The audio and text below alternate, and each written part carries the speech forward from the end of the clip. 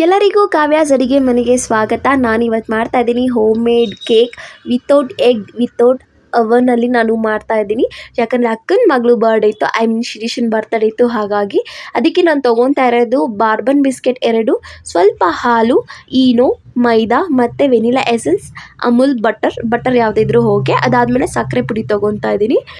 ಈಗ ನಾನು ತೋರಿಸ್ತಾ ಇರೋದನ್ನ ನೆಕ್ಸ್ಟ್ ವೀಡಿಯೋದಲ್ಲಿ ಬಳಸೋ ಅಂಥದ್ದು. ಸೊ ಈಗಿನ ವೀಡಿಯೋದಲ್ಲಿ ಈ ಪದಾರ್ಥಗಳು ನಾನು ಏನು ಬಳಸ್ತಾ ಇಲ್ಲ, ಹಾಗಾಗಿ ನಾನು ಇದನ್ನು ಸ್ಕಿಪ್ ಮಾಡ್ತಾ ಇದ್ದೀನಿ. ಯಾಕಂದರೆ ನಾನು ನೆಕ್ಸ್ಟ್ ವೀಡಿಯೋದಲ್ಲಿ ಕ್ರೀಮ್ಸ್ ಹೇಗೆ ಮಾಡೋದು ಎಲ್ಲನೂ ನಾನು ತೋರಿಸ್ತೀನಿ, ಅದು ಪಾರ್ಟ್ 2 ಆಗಿ ನಿಮಗೆ ಬರುತ್ತೆ. ಸೊ ಇವತ್ತು ನಾನು ಈ ವಿಡಿಯೋದಲ್ಲಿ ತೋರಿಸ್ತಾ ಇರೋದು ಕೇಕ್ದು ನಾವು ಮಾಡ್ಕೊಳ್ತಾ ಇರೋದು ಅಷ್ಟೇ.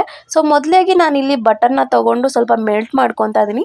ಸ್ವಲ್ಪ ಸಿಮ್ಮಲ್ಲಿ ಇಟ್ಕೊಂಡು ಮಾಡ್ಕೊಳ್ಳಿ, ಯಾಕಂದರೆ ತಳ ಇಡೋ ಚಾನ್ಸಸ್ ತುಂಬಾ ಇರುತ್ತೆ. ಇದು ಸ್ವಲ್ಪ ಲಿಕ್ವಿಡ್ ಫಾರ್ಮ್ ಆಗಿದ ತಕ್ಷಣ ಅದನ್ನು ಸ್ವಲ್ಪ ತಣ್ಣಗಾಗಿ ಬಿಟ್ಬಿಡಿ.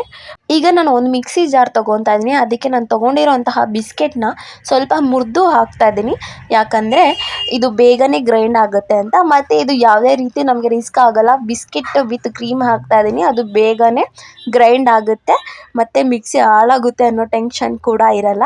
ಕೆಲವೊಮ್ಮೆ ನಾವೇನಾದರೂ ಹಾರ್ಡ್ ಆಗಿರೋವಂಥದ್ದು ಪದಾರ್ಥ ಹಾಕಿದ್ರೆ ಮಿಕ್ಸಿ ಜಾರ್ ಹಾಳಾಗುತ್ತೆ, ಹಾಗಾಗಿ ಹೇಳ್ತಾ ಇದ್ದೀನಿ. ಸೊ ಫುಲ್ ಇದಾದಮೇಲೆ ಸ್ವಲ್ಪ ಟೈಟಾಗಿ ನಾನು ಕ್ಯಾಪ್ನ ಹಾಕಿ ಗ್ರೈಂಡ್ ಮಾಡ್ಕೊತೀನಿ. ಸೊ ನೋಡಿ, ನೀವು ಈ ಥರ ಬಂದರೆ ಸಾಕು. ಇದರಲ್ಲಿ ಯಾವುದೇ ರೀತಿ ಲಂಪ್ಸ್ ಇರಲ್ಲ, ಏನೂ ಇರಲ್ಲ. ಮತ್ತು ನಾನು ಅದರಲ್ಲಿ ಕ್ರೀಮ್ ಕೂಡ ಹಾಕಿರೋದ್ರಿಂದ ಅದು ಈಗ ಕಾಣಿಸ್ತಾ ಇದೆ. ಸೊ ಇದನ್ನು ಒಂದು ಬೌಲಿಗೆ ಶಿಫ್ಟ್ ಮಾಡ್ಕೊತಾ ಇದ್ದೀನಿ. ಯಾವ ಬೌಲ್ ಅಂದರೆ ನಾನು ಯಾವ್ದು ಬಿಸ್ಕೆಟ್ ಇಟ್ಕೊಂಡಿದ್ದೆ ಅಲ್ವಾ, ಅದೇ ಬೌಲ್ಗೆ ಹಾಕ್ಕೊತಾ ಇದ್ದೀನಿ. ನಿಮಗೆ ಗೊತ್ತು, ಪಾತ್ರೆ ತುಂಬ ಬಳಸಿದಷ್ಟು ನಮಗೆ ತೊಂದರೆ ಆಗುತ್ತೆ, ಯಾಕಂದರೆ ತೊಳೆಯೋಕೆ. ಹಾಗಾಗಿ ನಾನು ಆಲ್ಮೋಸ್ಟ್ ಆದಷ್ಟು ಕಡಿಮೆ ಪಾತ್ರೆ ಬಳಸ್ತೀನಿ, ಯಾಕಂದರೆ ನನಗೆ ರಿಸ್ಕ್ ಆಗುತ್ತೆ ಮುಂದೆ ಅಂತ. ಸೊ ಒಂದು ಬೌಲ್ಗೆ ಶಿಫ್ಟ್ ಮಾಡಾದಮೇಲೆ ನಾನು ಅದಕ್ಕೆ ಹಾಲು ತೆಗೆದಿಟ್ಕೊಂಡಿದ್ದೆ ಅಲ್ವಾ, ಆ ಹಾಲನ್ನು ನಾನು ಇದಕ್ಕೆ ಮಿಕ್ಸ್ ಮಾಡ್ಕೊತಾ ಇದ್ದೀನಿ. ಸ್ವಲ್ಪ ಸ್ವಲ್ಪ ಹಾಕಿ ನಾನು ಮಿಕ್ಸ್ ಮಾಡ್ಕೊತಾ ಇದ್ದೀನಿ. ಜಾಸ್ತಿ ಆದರೆ ಸ್ವಲ್ಪ ಲಿಕ್ವಿಡ್ ಫಾರ್ಮ್ ಜಾಸ್ತಿ ಆಗಿಬಿಡುತ್ತೆ ಅಂತ ಸ್ವಲ್ಪ ಸ್ವಲ್ಪ ಹಾಕ್ಕೊತಾ ನಾನು ಮಿಕ್ಸ್ ಮಾಡ್ಕೊತಾ ಇದ್ದೀನಿ. ಸೊ ನೀವು ಸ್ಟಾರ್ಟಿಂಗಲ್ಲಿ ಮಾಡ್ತಾಯಿದ್ರೆ ಜಾಸ್ತಿ ಹಾಲನ್ನು ಮಿಕ್ಸ್ ಮಾಡ್ಕೊಂಬಿಡಿ, ಸ್ವಲ್ಪ ಸ್ವಲ್ಪ ಹಾಕ್ಕೊತಾ ಹೋದರೆ ನಿಮಗೆ ಒಂದು ಮೆಥಡ್ ಗೊತ್ತಾಗುತ್ತೆ. ಸೊ ಚೆನ್ನಾಗಿ ಇದನ್ನು ಮಿಕ್ಸ್ ಮಾಡಬೇಕು. ಸೊ ಗಟ್ಟಿ ಆಗ್ತಾ ಇರುತ್ತೆ, ಸೊ ಹಾಲು ಹಾಗೆ ಹಾಕ್ಕೊತಾ ಇರಬೇಕಾಗುತ್ತೆ. ನೋಡಿ, ಈ ಫಾರ್ಮ್ ಆದಮೇಲೆ ನಾನು ಈನೋ ತೊಗೊಂಡಿದ್ದೆ, 1 ಪಾಕೆಟ್ ಅಷ್ಟು ತೊಗೊಂಡಿದ್ದೀನಿ. ನಾನು ಇಲ್ಲಿ ಸೋಡಾ ಬಳಸೋದು ಬೇಡ ಅಂತ ಈನೋ ತೊಗೊತಾ ಇದ್ದೀನಿ. ಇಲ್ಲ ನೀವು ಬೇಕಿಂಗ್ ಸೋಡಾ ಕೂಡ ಯೂಸ್ ಮಾಡ್ಬೋದು. ನಾನು ಈನೋ ಬಳಸಿ ಆದಮೇಲೆ ನಾನು ಸಕ್ಕರೆ ಪುಡಿ ಇತ್ತು, ಇದು ಕೂಡ ನಾನು ಮೊದಲೇ ಮಾಡಿಟ್ಕೊಂಡಿದ್ದೀನಿ. ಅದನ್ನು ಸ್ವಲ್ಪ ಒಂದು 2.5 ಸ್ಪೂನ್ ಇಲ್ಲ 3 ನಾನು ಇಲ್ಲಿ ಹಾಕ್ಕೊತಾ ಇದ್ದೀನಿ. ಸಕ್ಕರೆ ಪುಡಿ ನಾವು ಹಾಕೊಂಡಾದ್ಮೇಲೆ ಹಾಲೇನಿರುತ್ತೆ ಅದನ್ನು ಸ್ವಲ್ಪ ಹಾಕ್ಕೊಂಡು ಚೆನ್ನಾಗಿ ಮಿಕ್ಸ್ ಮಾಡ್ಕೊಬೇಕಾಗುತ್ತೆ. ನನ್ನ ವಾಯ್ಸಲ್ಲಿ ಸ್ವಲ್ಪ ವೇರಿಯೇಷನ್ ಇದ್ದರೆ ಪ್ಲೀಸ್ ಅಡ್ಜಸ್ಟ್ ಮಾಡ್ಕೊಂಡು, ನನಗೆ ಸ್ವಲ್ಪ ಕೋಲ್ಡ್ ಇದೆ. ಅದಾದಮೇಲೆ ನಾನು ವೆನಿಲಾ ಎಸೆನ್ಸ್ ತೊಗೊಂಡಿದ್ದೆ ಅಲ್ವಾ, ಅದನ್ನು ಸ್ವಲ್ಪ ಹಾಕ್ಕೊತಾ ಇದ್ದೀನಿ. ಇದು ಫ್ಲೇವರ್ಗೋಸ್ಕರ ಅಷ್ಟೇ. ನಿಮ್ಮ ಮನೇಲಿ ಏನಾದರೂ ಇಲ್ಲ ಅಂದರೆ ನೀವು ಇದನ್ನು ಸ್ಕಿಪ್ ಮಾಡ್ಬೋದು.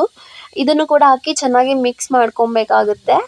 ನಾನಿಲ್ಲಿ ಹೇಳಿದೆ, ನಾನು ಬಟರ್ನ ಮೆಲ್ಟ್ ಮಾಡಿ ಇಟ್ಕೊಂಡಿದ್ದೆ, ಅದನ್ನು ಇವಾಗ ಮಿಕ್ಸ್ ಮಾಡ್ಕೊತಾ ಇದ್ದೀನಿ ಕೊನೆಯಲ್ಲಿ. ಇದು ಕೇಕ್ ಸಾಫ್ಟಾಗಿ ಚೆನ್ನಾಗಿ ಬರುತ್ತೆ. ಇದು ಕೂಡ ಆಪ್ಷನಲ್ ಆಗಿ ತೊಗೊಬೋದು. ಬಟರ್ ಇಲ್ಲ ಅಂದರೆ ನೀವು ಎಣ್ಣೆನ ಯೂಸ್ ಮಾಡೋಕ್ಕೆ ಹೋಗಬೇಡಿ. ಏನಾದರೂ ಬಿಸ್ಕೆಟಲ್ಲಿ ನೀವು ಕೇಕ್ ಮಾಡ್ತಾ ಇದ್ದೀರಾ ಅಂದರೆ ನಿಮಗೆ ಎಣ್ಣೆ ಮತ್ತು ಮೊಸರಿನ ಅವಶ್ಯಕತೆ ಇರಲ್ಲ. ಎಣ್ಣೆ ಮತ್ತು ಮೊಸರು ಹಾಕ್ಕೊಂಡು ಹನಿ ಕೇಕ್ ಮಾಡ್ಬೋದು. ಆ ವಿಡಿಯೋ ಬೇಕಾದರೆ ಮುಂದೆ ಬರೋವಂಥ ದಿನಗಳಲ್ಲಿ ನನಗೆ ಮಾಡಿ ಅಪ್ಲೋಡ್ ಮಾಡ್ತೀನಿ, ಇವಾಗ ನೋಡ್ಬೋದು.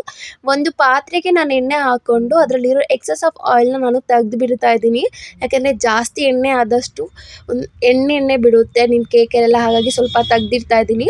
ನಾನು ತೆಗೆದಿಟ್ಕೊಂಡಿದ್ದೆ. ನಿಮಗೆ ಯಾಕೆ ಅಂತ ನಾನು ಹೀಗೆ ಹೇಳ್ತೀನಿ. ನಾನು ಕೇಕ್ ಮಾಡೋಕ್ಕೆ ನಾನು ಬಳಸಿಲ್ಲ, ಅದರ ಬದಲು ನಾನು ಬಟರ್ ಪೇಪರ್ ನನ್ನ ಹತ್ರ ಇರಲಿಲ್ಲ. ಹಾಗಾಗಿ ನಾನು ಏನು ಬಳಸಿದ್ದೆ ಪಾತ್ರೆ, ಅದಕ್ಕೆ ಎಣ್ಣೆ ಹಾಕಿ ಅದ್ರ ಮೇಲೆ ಸ್ಪ್ರೆಡ್ ಮಾಡ್ಕೊತಾ ಇದ್ದೀನಿ. ನೀವೇನಾದರೂ ಬಟರ್ ಪೇಪರ್ ಇಲ್ಲಾಂದರೆ ಈ ಥರ ಮಾಡ್ಕೊಬೋದು. ಇಲ್ಲಾಂದರೆ ನಿಮ್ಮ ಮನೇಲಿ A4 ಶೀಟ್ ಇದ್ದರೆ ಅದ್ರ ಮೇಲೆ ಎಣ್ಣೆನ ಸ್ವಲ್ಪ ಹೊತ್ತು ಚೆನ್ನಾಗಿ ಹಾಕಬೇಕು. ಅಂದರೆ ನಿಮಗೆ ಗೊತ್ತಾಗುತ್ತೆ, ಅದು ಟ್ರಾನ್ಸ್ಫರ್ ಥರ ಆಗುತ್ತೆ. ಅಲ್ಲಿವರೆಗೂ ಎಣ್ಣೆ ಹಾಕ್ಕೊಂಡು ಅದನ್ನು ನೀವು ಕೂಡ ಯೂಸ್ ಮಾಡ್ಬೋದು ಆ್ಯಸ್ ಎ ಬಟರ್ ಪೇಪರ್ ಥರ. ಸೊ ಅದು ಇಲ್ಲಾಂದರೆ ನೀವು ಈ ಥರ ಮಾಡ್ಕೊಬೋದು, A4 ಶೀಟ್ ಇಲ್ಲ ಅಂದರೆ.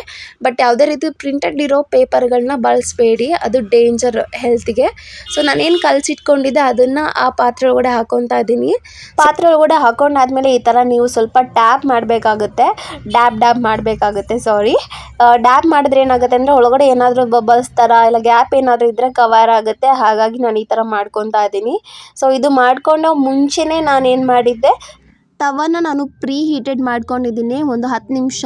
ನಿಮ್ಮ ಮನೇಲಿ ಏನಾದರೂ ಐರನ್ದು ಹಂಚಿದ್ರೆ ಅದು ಬೆಸ್ಟ್ ಅಂತ ಹೇಳ್ತೀನಿ. ನಾನಿಲ್ಲಿ ಯಾವುದೇ ರೀತಿ ಉಪ್ಪು ಇಲ್ಲ ನೀರು ಏನೂ ಹಾಕಿಲ್ಲ. ಡೈರೆಕ್ಟ್ ನಾನು ತವ ಬಿಸಿ ಮಾಡ್ಕೊಂಡಿದ್ದಲ್ವ, ಅದ್ರ ಮೇಲೆ ಈ ಥರ ನಾನು ಪಾತ್ರೆ ಇಟ್ಟು ಅದ್ರ ಮೇಲೆ ಒಂದು ಲಿಡ್ ಕ್ಲೋಸ್ ಮಾಡ್ತಾ ಇದ್ದೀನಿ. ಅಂದರೆ ಒಂದು ತಟ್ಟೆ ಆ ಥರ ಏನಾದರೂ ಲಿಡ್ ಕ್ಲೋಸ್ ಮಾಡಿ ಸ್ವಲ್ಪ ಹೊತ್ತು ಬಿಟ್ಟು ನೋಡ್ತಾ ಇದ್ದೀನಿ. ನಿಮಗೆ ಕೆಲವೊಬ್ರು ಹೇಳ್ಬೋದು 20 ನಿಮಿಷದಲ್ಲಿ ಆಗುತ್ತೆ, 30 ನಿಮಿಷದಲ್ಲಿ ಆಗುತ್ತೆ ಅಂತ. ಬಟ್ ಇದು 40 ನಿಮಿಷ ತಗೊಳ್ಳುತ್ತೆ. ಅಂದರೆ ಮೀಡಿಯಮ್ ಫ್ಲೇಮಲ್ಲಿ ಇಡಬೇಕು. ಹಾಗಂತ ತೀರಾ ಸಣ್ಣನೂ ಅಲ್ಲ, ಜಾಸ್ತಿನೂ ಇಡಬೇಡಿ, ಸೀದೋಗುತ್ತೆ. ಮುಂಚೆನೇ ಹೇಳ್ತಾ ಇದ್ದೀನಿ, ಮೀಡಿಯಮ್ ಫ್ಲೇಮಲ್ಲಿ ಇಟ್ಟು ನೋಡಬೇಕು. ನೋಡಿ, ನಾನು ಅವಾಗವಾಗ ತೆಗೆದು ನಿಮಗೆ ತೋರಿಸ್ತಾ ಇದ್ದೀನಿ. ಈಗ ಟೆಸ್ಟ್ ಮಾಡೋಣ ಬೆಂದಿದೆಯೋ ಇಲ್ವಾ ಅಂತ ನೋಡ್ತಾ ಇದ್ದೀನಿ. ನೀವೇನು ಮಾಡಬೇಕು ಅಂದರೆ ಮನೇಲಿ ಫೋರ್ಕ್ ಇದ್ದೇ ಇರುತ್ತೆ ಎಲ್ಲರ ಮನೇಲೂ. ಅದನ್ನು ನಾವು ಒಳಗಡೆ ಚುಚ್ಚಿದಾಗ ಗೊತ್ತಾಗುತ್ತೆ. ಏನಾದರೂ ಫೋರ್ಕಲ್ಲಿ ಅಂಟಿದ್ರೆ ಅದು ಇನ್ನೂ ಬೆಂದಿಲ್ಲ ಅಂತ. ಅಂಟಿಲ್ಲ ಅಂದರೆ ಬೆಂದಿದೆ ಅಂತ ಅರ್ಥ. ತೀರಾ ನೀವು ಬೇಯಿಸೋಕ್ಕೂ ಹೋಗಬೇಡಿ, 40 ನಿಮಿಷದ ಮೇಲೆ ಹೋಗಬೇಡಿ, ಸೀದೋಗ್ಬಿಡುತ್ತೆ, ತಳ ಹಿಡಿದ್ಬಿಡುತ್ತೆ, ಆವಾಗ ಚೆನ್ನಾಗಿರಲ್ಲ. ಸೊ ಇದಾದಮೇಲೆ ಸ್ವಲ್ಪ ಆರೋಗ್ಯ ಬಿಡ್ತೀನಿ, ತಣ್ಣಗೆ ಆಗೋಗಿ ಬಿಡ್ತೀನಿ. ಅದಾದಮೇಲೆ ಸೈಡಲ್ಲಿ ನಾನು ಚಾಕುಲಿ ಈ ಥರ ಕಟ್ ಮಾಡ್ಕೊತಾ ಇದ್ದೀನಿ. ಇದಾದಮೇಲೆ ನಾನು ಒಂದು ಪ್ಲೇಟ್ಗೆ ಶಿಫ್ಟ್ ಮಾಡ್ಕೊತೀನಿ. ಆ ವಿಡಿಯೋ ತೆಗ್ದಿಲ್ಲ, ಸಾರಿ. ಮೇಲಿರೋ ಲೇಯರ್ನ ನಾನು ಕಟ್ ಮಾಡಿ ತೆಗ್ದಿಟ್ಕೊತಾ ಇದ್ದೀನಿ. ಅದರಲ್ಲೂ ನಾವು ಇನ್ನೊಂದು ಮಾಡ್ಬೋದು. ಅದೇನೆಂದರೆ ನಾವು ಬಿಸಾಕೋದು ಬೇಡ, ಅದ್ರ ಬದಲು ನಾವು ಕೇಕ್ಗೆ ನಾವು ಡೆಕೋರೇಷನ್ ವೈಸಲ್ಲಿ ಯೂಸ್ ಮಾಡ್ಬೋದು. ಅದು ಯಾವ ರೀತಿ ಅಂದರೆ, ಕೇಕ್ ಮೇಲೆ ನಾವು ಮನೇಲಿ ಮಾಡೋದ್ರಿಂದ ಈ ಥರ ಬಾಲ್ಸ್ ಥರ ಮಾಡಿ ಹಾಕ್ಬೋದು. ಇದನ್ನು ನಾನು ಹೇಗೆ ಮಾಡೋದು ಮುಂದಿನ ವಿಡಿಯೋದಲ್ಲಿ ತೋರಿಸ್ತೀನಿ. ಇದನ್ನು ನಾನು 4 ಉಂಡೆ ರೀತಿ ಅಂದರೆ ಬಾಲ್ ಥರ ನಾನು ಮಾಡಿ ಮೇಲೆ ಇಡ್ತಾ ಇದ್ದೀನಿ. ಇದನ್ನು ನಾನು ಚಾಕ್ಲೇಟಲ್ಲಿ ಡಿಪ್ ಮಾಡಿ ಲಾಸ್ಟಲ್ಲಿ ಇಡ್ತೀನಿ. ಬಟ್ ಈಗ ನಾನು ಹೇಳಿದ್ದೀನಿ, ಜಸ್ಟು ಕೆಳಗಡೆ ಇರೋ ಕೇಕ್ ಮಾತ್ರ ನಾನು ಮಾಡ್ಕೊತಾ ಇದ್ದೀನಿ ಬ್ರೆಡ್ ವೈಸಲ್ಲಿ. ನೋಡಿ, ನಾನು ತೋರಿಸ್ತಾ ಇದ್ದೀನಿ, ಉಂಡೆ ಈ ಥರ ಮಾಡ್ಕೊತಾ ಇದ್ದೀನಿ. ಯಾಕಂದರೆ ನಾವು ವೇಸ್ಟ್ ಮಾಡೋದು ಬೇಡ, ಚೆನ್ನಾಗೇ ಇರುತ್ತೆ. ಈ ಥರ ಮಾಡಿಕೊಂಡು ನಾನು ಇದನ್ನು ಏನು ಮಾಡ್ತೀನಿ, ಒಂದು ಕಡೆ ತೆಗ್ದಿರ್ತಾ ಇದ್ದೀನಿ. ಸೊ 1 ನೈಟ್ ಬಿಡ್ತೀನಿ. ನಾನು ಈವ್ನಿಂಗ್ ಮಾಡ್ತಾ ಇರೋದು, ಆಲ್ಮೋಸ್ಟ್ ಒಂದು 7:30 ಆಗಿತ್ತು. ಸೊ ನಾನು ಆಗಲೇ ಹೇಳಿದೆ ಅಕ್ಕನ ಮಗಳು ಬರ್ಡೇಗೆ ಪ್ರಿಪ್ರೇಷನ್ ಮಾಡ್ತಾ ಇರೋದು ಅಂತ. ಸೊ ನಾನು ಅದಕ್ಕೆ ಕ್ರೀಮ್ಸ್ನೆಲ್ಲ ಏನೂ ಮಾಡ್ತಾ ಇಲ್ಲ. ಅದನ್ನು ನಾನು ನೆಕ್ಸ್ಟ್ ವೀಡಿಯೋದಲ್ಲಿ ನಿಮಗೆ ಹೇಳ್ತೀನಿ. ಇದು ಜಸ್ಟ್ ಪಾರ್ಟ್ 1 ಥರ ನೀವು ನೋಡ್ಕೊಬೋದು. ಜಸ್ಟ್ ಕೇಕ್ ಮಾಡೋದು ನಾನು ಇಲ್ಲಿ ತೋರಿಸ್ತಾ ಇದ್ದೀನಿ. ವಿಪ್ ಕ್ರೀಮ್ಸ್ ಎಲ್ಲ ಯೂಸ್ ಮಾಡಿ ಮಾಡೋಂಥ ನಾನು ನೆಕ್ಸ್ಟ್ ವೀಡಿಯೋದಲ್ಲಿ ತೋರಿಸ್ತೀನಿ. ಇದು 1 ನೈಟ್ ಬಿಡೋದ್ರಿಂದ ನಾನಿಲ್ಲಿ ಯಾವುದೇ ರೀತಿ ಕ್ರೀಮ್ಸ್ ಮಾಡ್ತಾಯಿಲ್ಲ. ನೋಡಿ, ನಾನು ಬಾಲ್ಸ್ ಥರ ಹೇಗೆ ಮಾಡ್ಕೊಂಡಿದ್ದೀನಿ. ಇದ್ರ ಮೇಲೆ ಬೌಲ್ನ ನಾನು ಕವರ್ ಮಾಡಿ ಫ್ರೀಝರಲ್ಲಿ ಇಡ್ತೀನಿ. ನಾನು ಮೇಲೆ ಇರ್ತಾಯಿಲ್ಲ, ಕೆಳಗಡೆ ನಾರ್ಮಲ್ ಎಲ್ಲ ನೀವು ವೆಜಿಟೇಬಲ್ಸ್ ಎಲ್ಲಿ ಇಡ್ತೀರ ನೋಡಿ, ಅಲ್ಲೇ ಇಡ್ತಾ ಇದ್ದೀನಿ. ಸೊ ಇದನ್ನು ಬಿಡ್ತೀನಿ ಆಲ್ಮೋಸ್ಟ್ 1 ಡೇ 1 ನೈಟ್ ಅಂತ ಅಂದ್ಕೊಳ್ಳಿ. ಈ ವಿಡಿಯೋನ ನಾನು ನೆಕ್ಸ್ಟ್ ವೀಡಿಯೋದಲ್ಲಿ ಕಂಟಿನ್ಯೂ ಮಾಡ್ತೀನಿ.